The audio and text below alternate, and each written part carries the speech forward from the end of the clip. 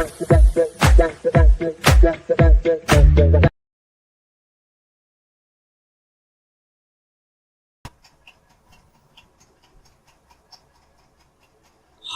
Hello வணக்கம், நான் உங்கள் Singar. Welcome back to my YouTube channel.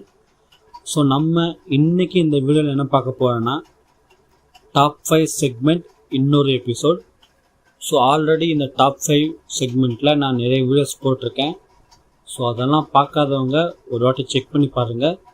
கண்டிப்பாக உங்களுக்கு வீடியோஸ் பிடிக்கும். அப்படி வீடியோஸ் பார்த்து பிடிச்சிருந்தா லைக் பண்ணிக்கோங்க, வீடியோவை உங்கள் ஃப்ரெண்ட்ஸ் அண்ட் ஃபேமிலிக்கு ஷேர் பண்ணிக்கோங்க. மறக்காமல் என்னோடய சேனலை சப்ஸ்கிரைப் பண்ணிக்கோங்க. பக்கத்தில் இருக்க பெல் ஐக்கான் கிளிக் பண்ணிக்கோங்க.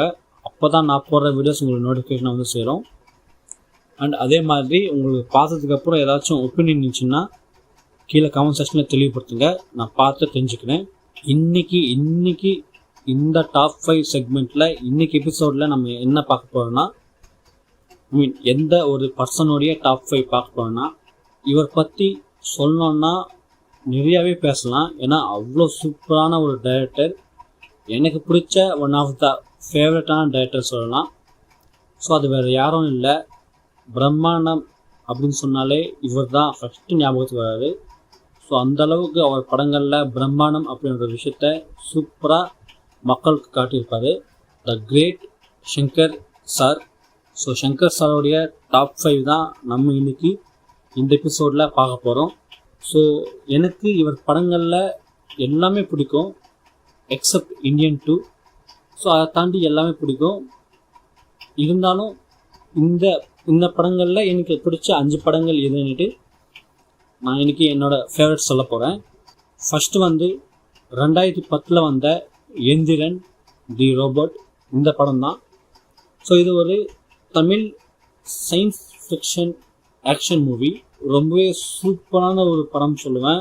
தமிழில் ரிலீஸ் ஆன படங்கள்லேயே கரெக்டாக இந்த படம் ரிலீஸ் ஆனது 2010. அப்போ வந்து எனக்கு 10 வயசு. அப்போல்லாம் வந்து சன் டிவியில் ப்ரோமோஸ் போடுவாங்க, டிவி அட்வர்டைஸ்மெண்ட். அவங்களுடைய படங்கள் ஏதாச்சும் ப்ரொடியூஸ் பண்ணால் இல்லை டிஸ்ட்ரிபியூட் பண்ணால் அவங்க படங்கள் வரைக்கும் அவங்க வந்து டிவிஸில் ரிலீஸ் பண்ணுவாங்க ப்ரோமோஸ். ஸோ அந்த மாதிரி பார்த்து தெரிஞ்சுக்கிட்ட படம் தான் இந்த இந்தியன். அண்ட் இந்த படத்தை நான் இது வரைக்கும் தியேட்டர்ஸில் பார்த்ததே கிடையாது. ரொம்ப ட்ரை பண்ணேன், பட் என்னால் போக முடியல இந்த படத்துக்கு. ஸோ இது வரைக்கும் நான் தியேட்டர்ஸில் பார்த்தேன். டிவியில் ஃபஸ்ட்டு டெலிகாஸ்ட் ஆகட்டும் நான் இந்த படத்தை பார்த்தேன் முழுசாக. ஸோ நீங்கள் சொல்லுங்கள், இந்த வீடியோ பார்க்குற நீங்கள் யாராச்சும் இந்த படத்தை வந்து தியேட்டர்ஸில் பார்த்தீங்களான்னுட்டு. ஸோ உங்களுக்கு அந்த எக்ஸ்பீரியன்ஸ் எப்படி இருந்துச்சுன்னுட்டு. இந்த படத்தை ரீரிலீஸ் பண்ணால் ரொம்பவே சூப்பராக இருக்கும். ஏன்னா ஆல் டைம் ஃபேவரட்டான ஃபிலிம் சொல்லுவேன் இந்த இந்தியன். இன்னும் கான்செப்டாகவே ரொம்ப சூப்பரான ஒரு கான்செப்ட். பட் ஒரு கான்செப்டை எக்ஸிக்யூட் பண்ணது இருக்கு இல்லையா, ஸோ அதுதான் இங்கே ஹைலைட்டான ஒரு விஷயமே. ஸோ நம்ம என்ன நினைக்கிறோம், எந்த ஒரு கதையை படமாக எடுக்கணும்னு நினைக்கிறோன்றத ரொம்ப கிளாரிட்டியாக ரொம்ப தெளிவாக ஆடியன்ஸ்க்கு புரிகிற மாதிரி எடுத்தால் கண்டிப்பாக ஆடியன்ஸ்க்கு அது புரியும், பிடிக்கும். ஸோ அப்படி ஒரு தமிழில் வந்த வித்தியாசமான படங்களில் ரொம்பவே சூப்பரான படம் தான் இந்த இந்திரன். ஸோ ஒரு சயின்ஸ் ஆக்ஷன் சயின்ஸ், இது பார்த்திங்கன்னா ஒரு சயின்ஸ் ஃபிக்ஷன் மூவி தான். ஸோ இதெல்லாம் ஆடியன்ஸ்க்கு புரிய வச்சு அதெல்லாம் ஆடியன்ஸ்க்கு பிடிக்க வைக்கிறதுன்றது எவ்வளோ பெரிய விஷயம் ஆக்சுவலாக. ஸோ இந்த படம் அப்போ இல்லாமல் இந்த 2024 இல்லை 2025 வந்திருந்தால் கண்டிப்பாக 1000 கோடி இல்லை 2000 கோடி கூட அடிச்சுருந்துருக்கோம். ஸோ அப்போவே வந்து நம்ம தமிழில் இந்த மாதிரி படங்கள் எடுத்துட்டோம். ஸோ இதுக்கப்புறம் இதே மாதிரி படங்கள் எடுத்துட்டால் அந்த படத்தை பார்த்த மாதிரியே இருக்குது அப்படின்ற ஒரு ஃபீல் வருமே ஆட்டம். ஸோ புதுசாக ஏதாச்சும் பண்ணாமல் இருக்காது. ஸோ நீங்கள் சொல்லுங்கள், இப்போ இந்த படம் ரிலீஸ் ஆயிருந்தா எந்திரன் இந்த படம் வந்து இப்போ ரிலீஸ் ஆகியிருந்தா அந்த பாக்ஸ் ஆஃபீஸ் அந்த நம்பர்ஸ் என்னவா இருக்கும்னா நீங்கள் எதிர்பார்க்கீங்கன்னுட்டு உங்களோட ஒப்பீனியனை கீழே கமெண்ட் செக்ஷனில் தெளிவுபடுத்துங்க. அண்ட் இந்த படத்தில் மெயின் லீடாக ரஜினிகாந்த் அண்ட் ஐஸ்வர்யா ராய் வந்து முக்கியமான கேரக்டர்ஸ் பண்ணியிருப்பாங்க. ஸோ இதுதான் எந்திரன் தான் எனக்கு வந்து ஆல் டைம் பிடிச்ச படங்களில் ஒரு படம் சொல்லுவேன். அண்ட் அதே மாதிரி செகண்ட் வந்து சிவாஜி த பாஸ். 2007 வந்த இந்த படம் ஒரு ஆல் டைம் ஃபேவரட்னு சொல்லுவேன். ஏன்னா இதுக்கு ஒரு காரணம் இருக்குது, சொல்கிறேன். இந்த படம் ரிலீஸ் ஆகும்போது எனக்கு 7 வயசு. அப்போல்லாம் வந்து ஒரு படம் ரிலீஸ் ஆனால் இந்த டிவிலலாம் டெலிகாஸ்ட் பண்ணுவாங்க. என்னென்னா அதுவும் முக்கியமான பெரிய ஹீரோ படங்கள் சொல்கிறேன். டிவி நியூஸ் சேனல்லையும் சரி, இல்லைன்னா நார்மல் சன் டிவிலையும் சரி, ஒரு படம் ரிலீஸ் ஆச்சுன்னா அந்த படத்தோடைய ஃபஸ்ட் டே ஃபஸ்ட் ஷோ எப்படி போச்சு, எந்த அளவுக்கு ஆடியன்ஸ் செலிப்ரேட் பண்ணாங்க அப்படின்ட்டு லைவ் டெலிகாஸ்ட்டோ இல்லைன்னா ஆல்ரெடி எடுத்த ஃபுட்டேஜ் ஏதாச்சும் இருந்தால் சண்டேஸில் ப்ரைம் அப்படி யூஸ் பண்ணுவாங்க. ஸோ எனக்கு ஞாபகம் இருக்குது, பட் அது ப்ராப்பராக சொல்ல தெரியல எனக்கு.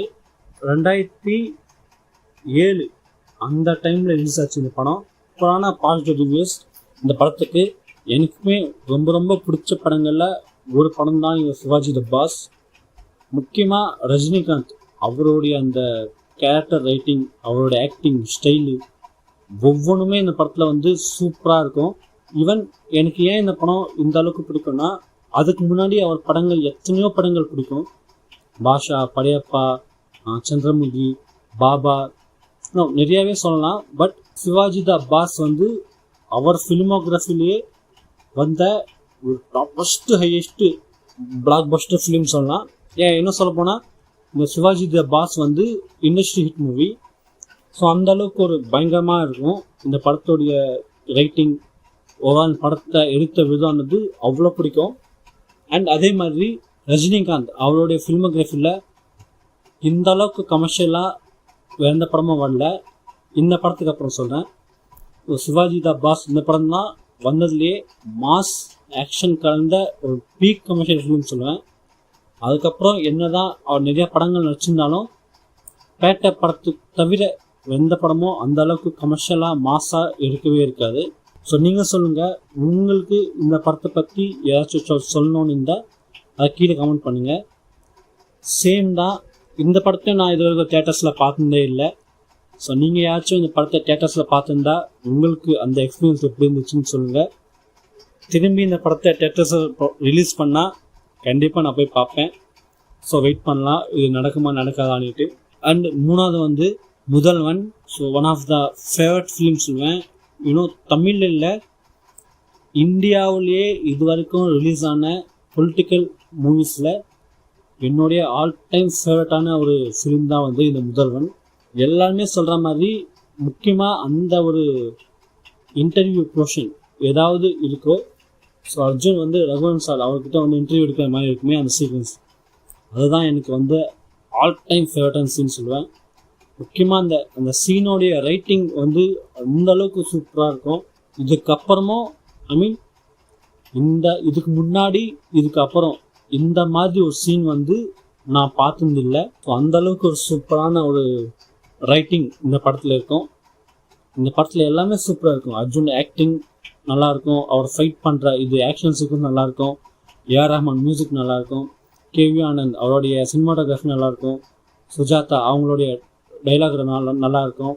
அதே மாதிரி இந்த ஒரு நாள் சிஎம் அப்படின்ற அந்த கான்செப்ட் வந்து ரொம்பவே சூப்பராக இருக்கும். அதை ரைட்டிங்லேயும் சரி, அதை எடுத்த விதமும் சரி, ரொம்பவே சூப்பராக பண்ணியிருப்பார் ஷங்கர். அந்தளவுக்கு ஒரு சூப்பரான ஒரு ஃபிலிம், ஒரு சூப்பரான ஒரு கண்டென்ட்னு சொல்லுவேன் முதல்வன். இந்த படம் அர்ஜுன் அவருடைய ஃபிலிமோகிராஃபிலையும் சரி, ஷங்கர் அவருடைய ஃபிலிமோகிராஃபிலையும் சரி ரொம்பவே ஒரு முக்கியமான படம் சொல்லுவேன்.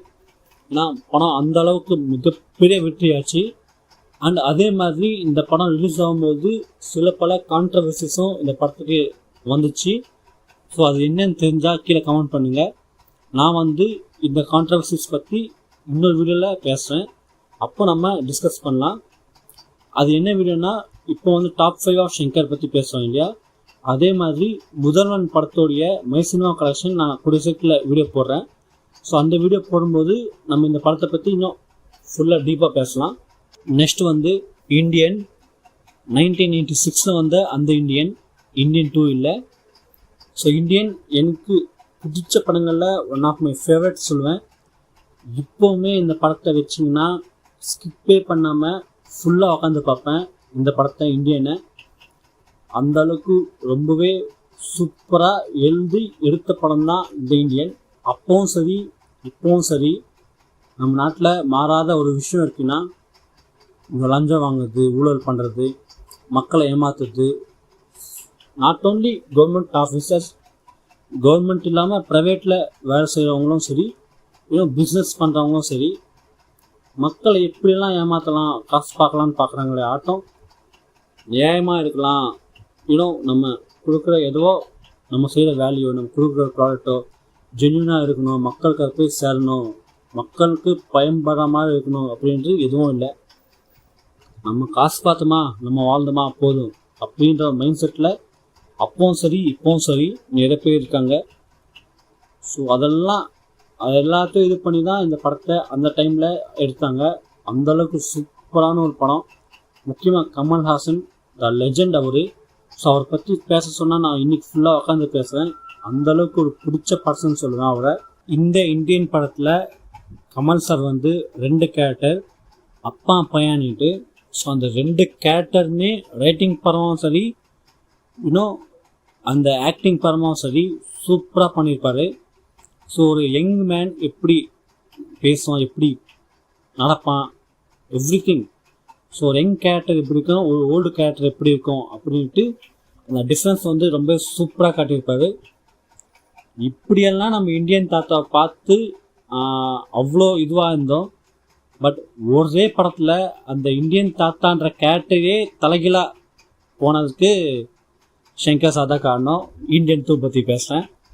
இன்னும் இந்தியன் 1ல் அந்த கேரக்டரை இப்போதைக்கு நினச்சி பார்த்தாலுமே ஓகே அவ்வளோ சூப்பராக இருக்கும். ஓகே இந்தியன் தாத்தாவான்னுட்டு. அதே இந்தியன் 2 படத்தில் வர இந்தியன் தாத்தாவை பார்த்தா சிரிப்பு தான் வரும். இன்னும் அவர் இதெல்லாம் ஒர்க் அவுட் ஆகும்னு நினச்சி எடுத்தார். பட் லாஸ்ட்டில் வந்து அது ஆடியன்ஸுக்கு ஒர்க் அவுட் ஆகலை. ஸோ ஆடியன்ஸ்க்கு ஒர்க் அவுட் ஆனால் மட்டும்தான் அது வெற்றி, இல்லைனா அது தோல்வி தான்.